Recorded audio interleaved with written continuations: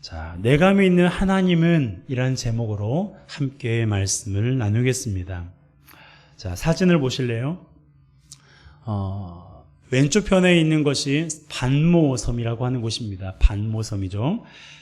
에베소에서 남서쪽으로 90km 떨어진 작은 섬인데요. 면적은 울릉도의 반절 정도 됩니다. 이곳에는 우리가 잘 알고 있는 한 사람이 잠시 머물렀었는데요. 예수님의 제자 중 하나인 요한이 1년 6개월 동안 이 반모섬에 머물렀습니다. 그가 이곳에 머무른 이유는 유배를 당했기 때문인데요. 그가 유배를 당한 이유에 대해서 성경은 다음과 같이 기록하고 있습니다. 자, 요한계시록 1장 9절입니다. 함께 읽습니다. 하나님의 말씀과 예수를 증언하였으므로 말미암아 반모라 하는 섬에 있었더니, 자, 하나님의 말씀과 예수를 증언함으로 말미암아 반모섬에 있었다라고 말하고 있습니다.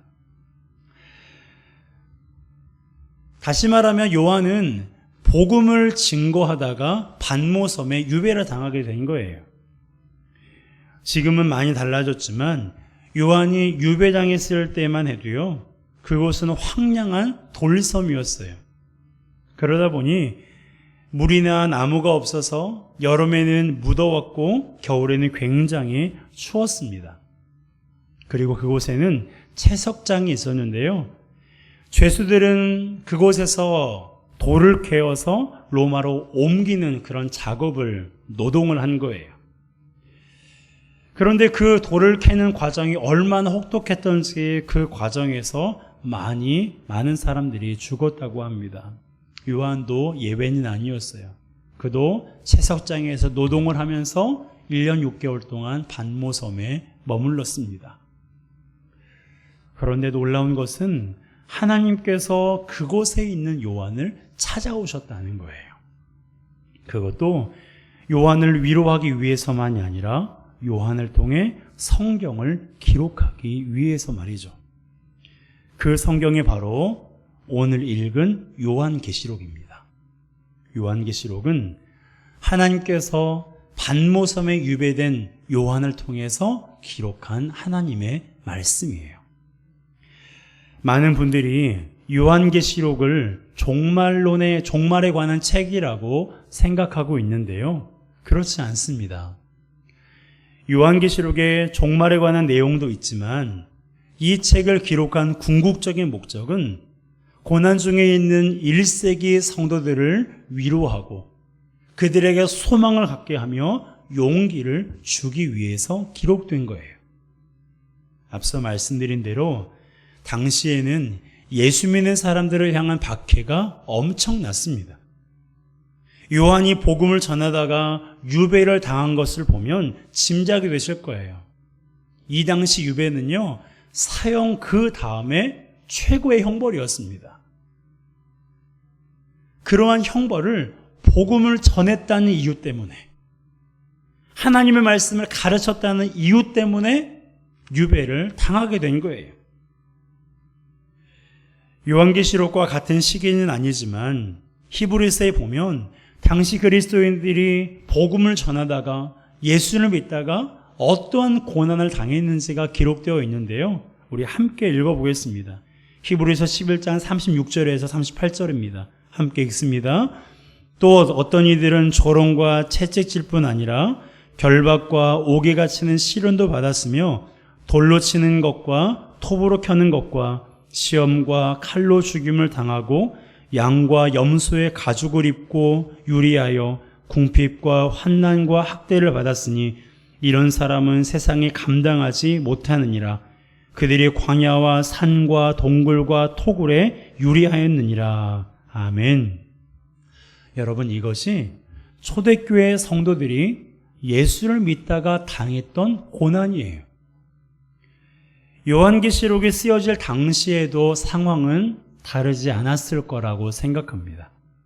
하나님은 이러한 상황에 처한 성도들을 외면하지 않으셨어요. 요한을 통해 그들에게 위로와 소망과 용기를 주셨습니다. 그런데 그러한 내용을 사실적으로 기록하면 이 책이 성도들에게 제대로 전달될 수가 없었기에 하나님은 상징적인 언어로 요한계시록을 쓰게 하신 거예요. 그러다 보니 오늘날 우리들은 계시록에 기록된 상징적인 언어가 어떤 뜻인지 알지 못해서 지금도 논쟁이 일어나고 있는데요. 하지만 당시 성도들은 어떨까요? 그들이 계시록 말씀을 보면서 도대체 이게 무슨 말이냐고, 내용이 어렵다고 투덜대거나 이 말씀을 통해서 어떠한 감흥도 없었을까요? 저는 그렇지 않았을 거라고 생각해요.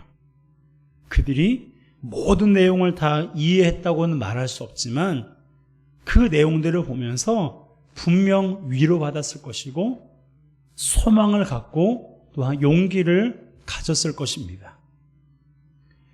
그럴 수밖에 없었을 거라고 확신 있게 말할 수 있는 이유가 있어요. 지금 주님은 당신이 누구인지, 성도들이 믿는 대상이 누구인지 밝히 드러내고 계시기 때문입니다. 자, 8절이에요. 함께 읽습니다. 주 하나님이 이르시되 나는 알파와 오메가라, 이제도 있고 전에도 있었고 장차 올 자요 전능한 자라 하시더라. 아멘. 여러분이 누군가에게 자신을 소개할 때 나는 어디에 살고 나는 무엇을 하고 가족이 어떻게 되는지를 그렇게 소개할 것입니다. 그렇듯 지금 주님이 자신을 소개하고 있는 거예요.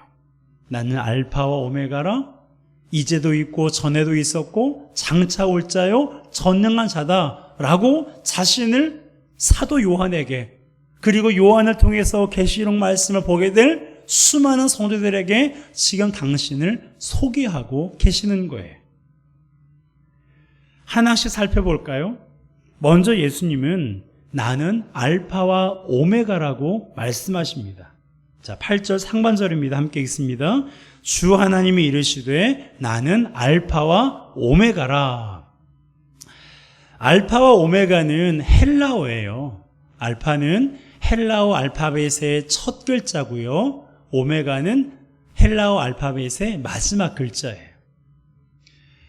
주님이 이 알파와 오메가라고 말씀하시는 이것은 당신이 역사의 시작과 끝을 주관하시는 주권자라는 사실을 언급하시는 거예요.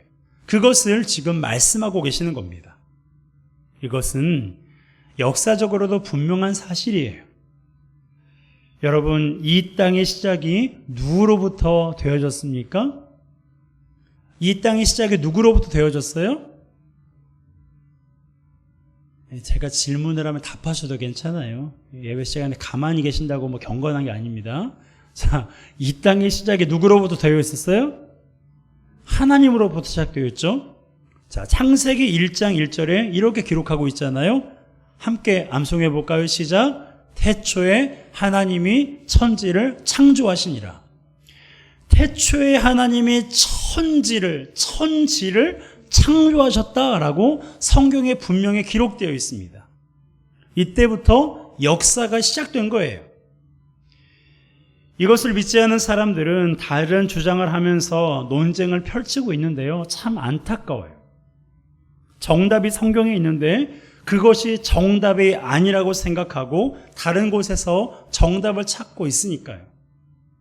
여러분, 그들이 그럴지라도 우리 그리스도인들은요, 분명히 알아야 돼요. 역사의 시작은 누구로부터? 하나님으로부터 시작된다는 거예요.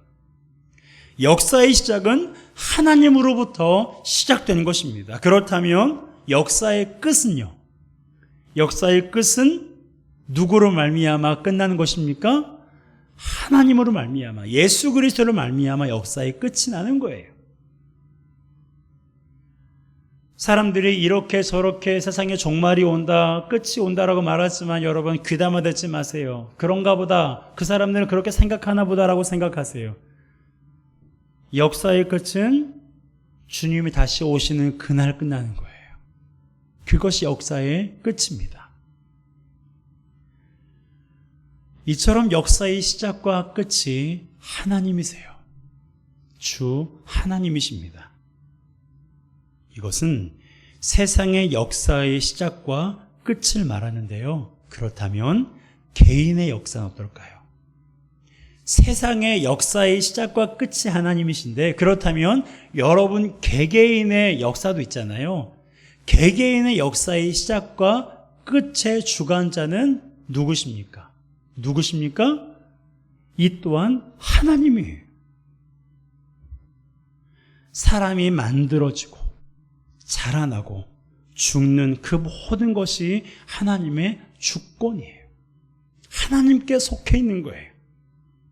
그러니까 자기 마음대로 죽으면 안 돼요. 하나님이 살게 하실 때까지 끈질기게 살아야 돼요. 하나님이 끝났다고 선언하시기 전까지는요, 끝난 게 아니에요. 끝난 게 아니니 하나님이 하실 일이 아직도 남아있는 겁니다. 그러니까 끝이다 라는 이 말을 함부로 사용하지 마세요. 하나님께서 이제 문 닫아. 그러면 그때 문을 닫으면 되는 거예요. 이제 너의 인생 오늘로서 끝이야. 하나님께 선언하시면 그것이 끝이지. 내가 건강이 좋지 않으니까, 내가 몸이 아프니까, 내가 경제적으로 어려우니까, 내가 살기가 힘드니까, 살기가 너무나 괴로우니까 내가 오늘 끝내야겠다. 그건 잘못된 거예요. 하나님이 내 생명도, 우리의 상황도, 우리의 가정도, 우리의 교회도 하나님이 끝났다고 선언하시기 전까지는 결코 끝난 게 아닙니다. 여러분, 우리 하나님은 알파와 오메가예요. 천지 만물의 주권자이시고 우리 삶의 주인이십니다.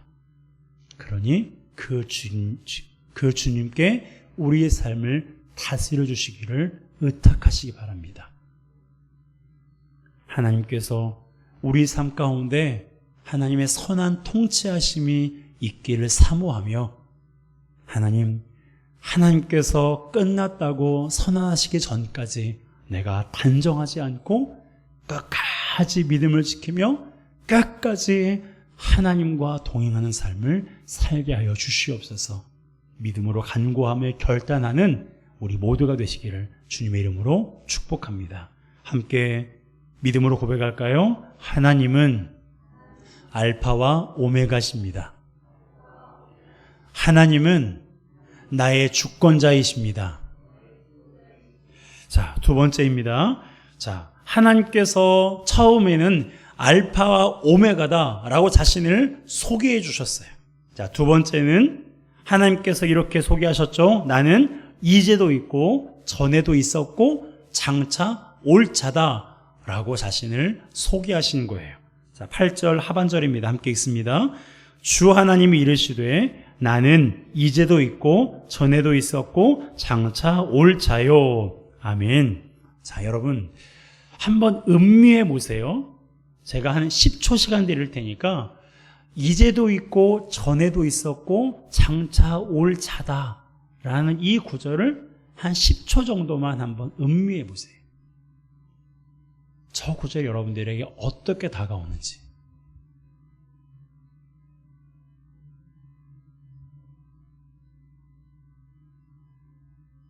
여러분, 우리 하나님 얼마나 기가 막힌 분이세요? 오늘 몇 월 며칠이죠?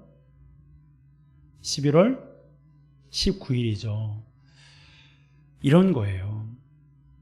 나는 2023년 11월 19일에도 있고 천재를 창조하고 아브라함을 부르고 다윗을 통해 언약을 세우실 그때에도 있었고 언제일지는 모르지만 나중에 다시 올 자다라는 뜻입니다. 이걸 한마디로 표현하면 하나님은 주 예수 그리스도는 영원하시다라는 뜻이에요. 영원하신 분이기에 시간과 공간의 구애를 받지 않으시고 안 계신 곳이 없으신 거예요. 그리고 그 마음은 달라졌을까요? 아브라함을 대할 때의 마음, 다윗을 대할 때의 마음, 사도 바울을 대할 때의 마음, 그리고 저와 여러분들을 대할 때의 하나님의 마음 조금이라도 달라졌을까요? 아니에요. 한결같으세요. 동일하세요. 하나님은 영원하신 분이니까. 영원은 시간적인 개념을 말하는 게 아니고요. 하나님은 한결같으시고 동일하다라는 것을 말하는 거예요. 여러분, 하나님의 이러한 속성, 즉 하나님이 영원하시다라는 이 말이 당시 박해받는 성도들에게 어떻게 들렸을까요? 지금 예수 믿다가 채찍질을 당하고 톱으로 켬을 당하고 광야에 내쫓겨서 굶어 죽어야 되는 그런 상황 가운데 놓여 있었던 그 초대교회 믿음의 사람들에게 하나님이 영원하시다. 이제도 있고 전에도 있었고 장차 올 자라는 이 말이 그들에게 어떻게 들렸을까요? 그런가 보다 하고 아무렇지 않게 들렸을까요? 저는 그렇지 않다고 생각해요. 하나님이 안 계신 곳이 없으시니 내가 박해받는 이 현장에도 계시는구나. 내가 박해받는 이 현장에 나만 혼자 있는 줄 알았는데 그래서 너무너무 괴롭고 외롭고 힘들었는데 그게 아니었구나. 영원하신 하나님께서 내가 박해받는 이 현장에 나와 함께 계시는구나 라고 그들이 생각했을 거라고 생각합니다. 그러니 그들에게 하나님의 영원하시다는 이 말이 얼마나 큰 위로가 되었을까요? 여러분, 주님은 그들이 조롱받는 현장에도 계시고 채찍질을 당하는 현장에도 계시고 광야로 떠밀려 내쫓기는 현장에도 계셨어요. 오늘날에도 마찬가지예요. 주님은 동일한 분이고 영원한 분이라고 말씀드렸잖아요. 그러니까 주님은 우리가 있는 곳이면 어느 곳이든 우리와 함께 계시는 거예요. 믿으십니까? 하나님은 영원하신 분이니까. 사람들에게 시달림 당하는 현장에도 계시고요. 아무도 의지할 데 없어서 낙심한 현장에도 계시고 병들어 지쳐 쓰러진 현장에도 주님은 여러분과 함께 계세요. 아무도 없는 것 같죠? 내 곁에 아무도 없는 것 같죠? 아니에요. 누가 계신다고요? 하나님이 계세요. 주님이 계세요. 예수님이 계십니다.